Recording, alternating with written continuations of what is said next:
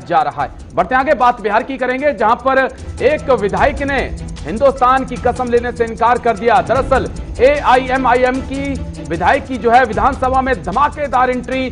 विधायक अख्तरुल ईमान ने हिंदुस्तान शब्द पे आपत्ति जताई है। बड़ी खबर इस वक्त की, बिहार से शपथ पत्र पे लिखे हिंदुस्तान शब्द को बोलने से इनकार कर दिया।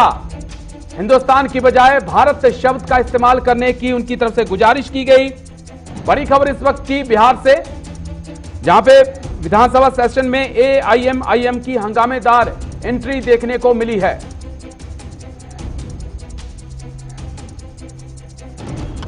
मामला ये है कि मैंने आसन से ये जानना चाहा कि संवैधानिक तौर पर, चूंकि संविधान के आदेश के अंतर्गत शपथ ग्रहण होता है, तो संविधान में हर जगह हम भारत के लोग, भारत का संविधान लिखा हुआ है, तो क्या मुनासिब होगा कि हम भारत बोलें या हिंदुस्तान?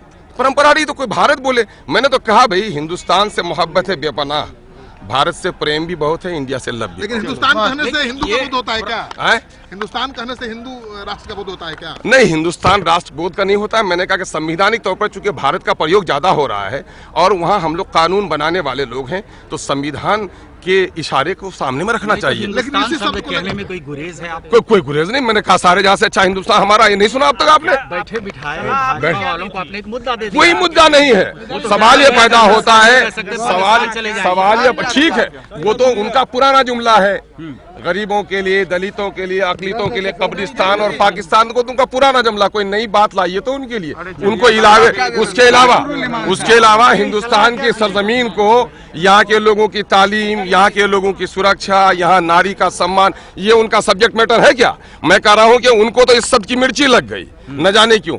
और वहाँ जो गई गुलनाज की जो रूह तड़प रही है, जिसको इंसाफ नहीं मिल पाया, पुलिस की लापरवाही हुई, 40 किलोमीटर दूरी पटना से ये वाकया हुआ और पीएमसीएच में वो तड़पती रही, ये उनके लिए खबर नहीं बन पाई।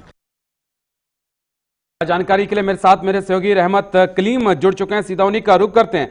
और रहमत कलीम, विधायक साहब चुनके विधानसभा तो पहुंच गए, लेकिन अगर इस प्रकार के बयान देंगे और इस प्रकार से अगर हिंदुस्तान के नाम से ऐतराज करेंगे, तो कहीं ना कहीं क्या संदेश देंगे वो उन लोगों को जिन लोगों ने उनको वोट दिए हैं?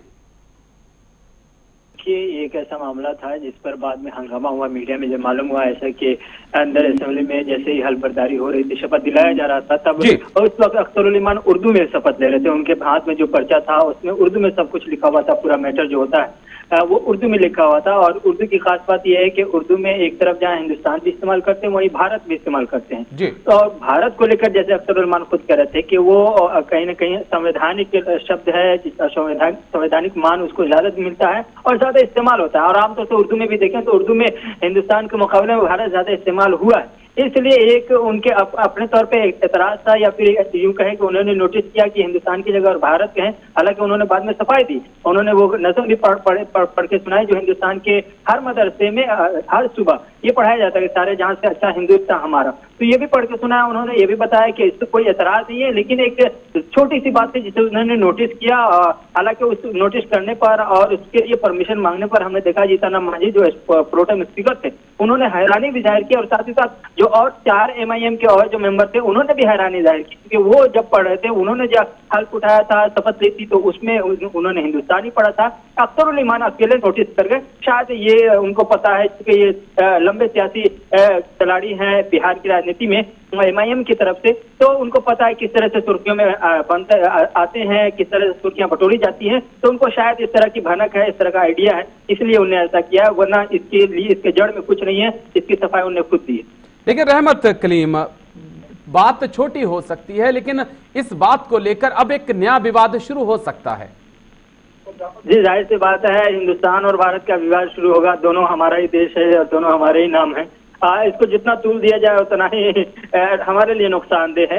जहां तक कि उन्होंने सफाई दी कि हम किसी से एतराज नहीं, न हिंदुस्तान कहने से एतराज है, न भारत से एतराज है, दोनों है। हमने नोटिस किया है कि उर्दू में आमतौर से जो ज्यादा इस्तेमाल किया जाता है, जो संवैधानिक वर्ड है, जो संवैधानिक नाम है, वो भारत है, तो उसको क्यों ना तरजीह दी जाए, प्रेफरेंस क्यों ना उसको दी जाए, इसीलिए हमने ऐसा किया। बसूरत दिगर हमें हिंदुस्तान कहने से भी कोई एतराज नहीं। बिल्कुल, चलिए बहुत बहुत शुक्रिया आपका रहमत कलीम मेरे साथ जुड़ने के लिए। तो हिंदुस्तान और भारत एक ही है और जो भी भारत हिंदुस्तान में रहते हैं उन्हें दोनों नाम लेने से कोई ऐतराज नहीं है, लेकिन राजनेता जो हैं अपनी राजनीति चमकाने के लिए इस प्रकार के बयान अक्सर देते रहते हैं। बढ़ते हैं